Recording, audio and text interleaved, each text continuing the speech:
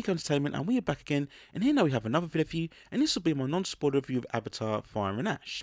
Released worldwide on Friday the 19th December 2025, it stars once more Sam Worthington, Zoe Saldana, Kate Winslet, Sigourney Weaver, Cliff Curtis and Stephen Long, and Edie Falco, and we have a new addition also in Oona Chaplin. It was once more directed by James Cameron, and this is the third installment of his mega-budget 3D revolutionary science fiction mythology set in the deep future on the alien planet of Pandora, where we concern the planet's main species known as Naavi, and their constant ordeal in fending off the remaining invading human military forces who want to colonize their planet and extract all of its resources for their own corrupt ambitions. So Fire and Ash once more focuses on the Naavi and Jake Sully, who was the ex-human soldier paraplegic who bonded with a Naavi individual in the first movie and went on to become a permanent member of the species, and he since then resided long on the planet with his family. Still trying to move past the trauma of losing his son in his second film, Jake also struggles to convince other Naavi tribes to invest more in human tech and weaponry to protect themselves from invaders. We still also have the villainous sense of Colonel Miles Quattridge from the previous two films, who after passing away had his consciousness instilled into a Naavi body. He's still obsessed with getting revenge on Jake and his family for his death. We then get a newer threat in the form of a vicious tribe known as the Munquan or the Ash People, who set and attack Jake and his tribe, led by their vicious leader known as Varrang, who feels that her people were wronged and abandoned in the past, so she now wants to set fire to those who are responsible. Once more, Jake and his family find themselves under threat as Quattridge and Varrang form an alliance and are both determined to hunt Jake's family down with unrelenting force. So when we look back at Avatar Fire and Ash then, it's a visually expansive movie that's ultimately let down by a lack of compelling characters, an all too familiar storyline, and a truly overlong and excessive runtime. And that's really what you could say to just about all of the other Avatar films. And if you were somebody that enjoyed those, then you will be satisfied here, as you literally get more of the same. But if you didn't enjoy the previous Avatar movies, then this is very bad news, as the same as before feels even more underwhelming and disappointing the third time around. But what was once very impressive and groundbreaking to an extent, my personal opinion, I don't really hold the overall effects as Avatar as truly groundbreaking as others have deemed it. It was more about the 3D immersive experience, very much treating the movie more like a theme park rather than an actual story and narrative. But despite all of that, the third movie now, you no longer have that same captivation or awe-inspirement that you had previously before. And so many scenes and sequences just feel like a literal copy and paste from the previous two films, especially the second movie. Literally the same colour scenes, environments and backgrounds and landscapes, as if we fully explored the world of Pandora infinitely and there's nothing more interesting to see.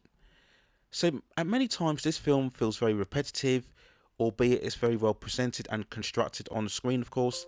And to be fair, the whole animation and motion capture now looks and feels very seamless, minus a few frame rate issues when we look at scenes, particularly where we have Naavi flying on certain animals in the sky. James Cameron has gone for this much more sharper, more quicker frame rate to try and simulate much more of a realistic feel, but it just feels off when you compare to other scenes throughout the movie, and I think overall it was very ill-advised. But the Avatar movies themselves have always been much more about style and effects over substance, and aesthetics and spectacle over story still seem to be the same issues within this third film. Now, despite seeing both previous films, I literally couldn't remember most of the names of any of the whole multitude of characters or what they did or why they were so important. That's always going to affect your enjoyment here, as there remains then a lack of investment and passion about these characters.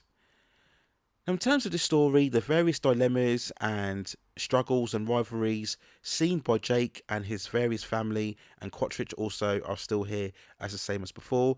We have the same narratives of finding self-purpose and discovery, trying to prove yourself amongst your family, revenge and the whole mistrust of the human race, fathers struggling to bond with their sons. All of these plot points are still here as before. Now, easily the best element of this entire movie is the introduction of Varrang, where we do experience a certain freshness to the formula.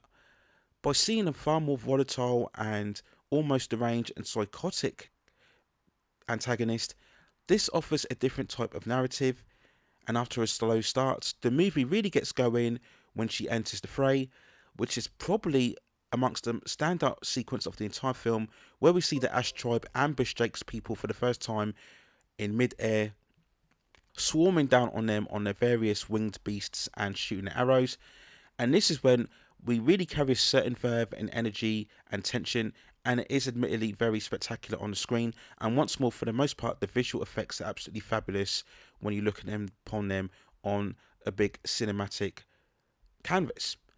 And had the movie just stayed on the focus of Varrang as the central villain, seeing how, if you want, concentrating much more on her backstory and focusing on how we have a different type of Naavi people being corrupted much more by the weaponry and the technology and power, would have provided a much more compelling direction and a suitable juxtaposition as to the original tribe of the Naavi, who have always been very resistant in terms of the human influences and resources. But after entering the fray, Varrang becomes frustratingly sidelined throughout the middle section of the movie, as it just reverts back to type, where we focus once more on the evil human militants, the hunting down of the whales, Sigourney Weaver's characters constantly trying to connect to the earth of the land, just about everything we've seen before already in the way of the water.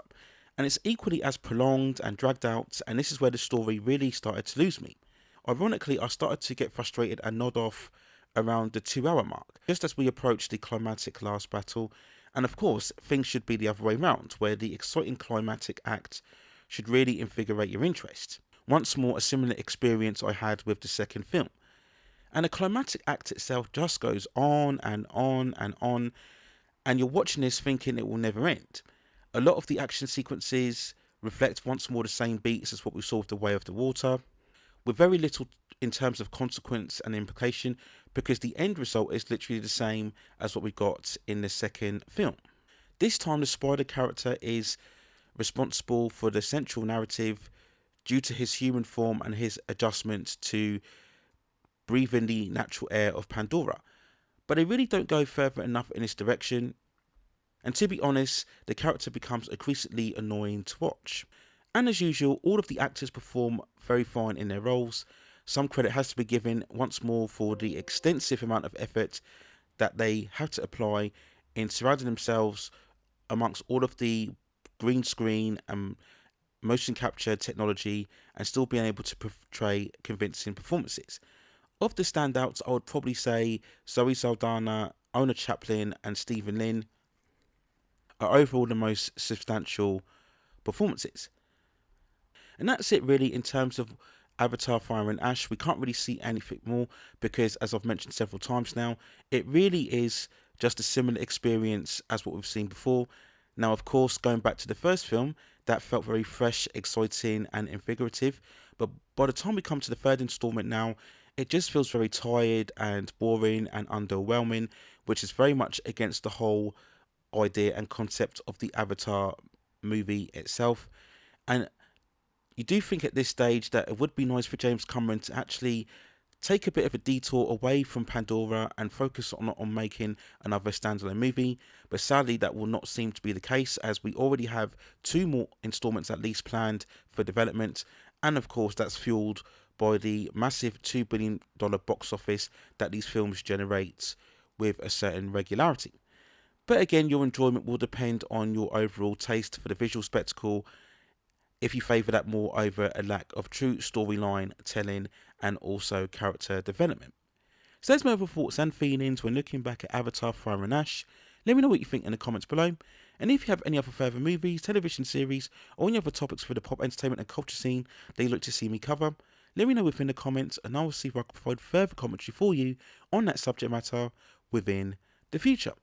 Please also hit like the subscription and notification buttons so I can provide you with more high quality content like this in the future. But that's it for now. Take care of yourselves and I will see you very, very soon.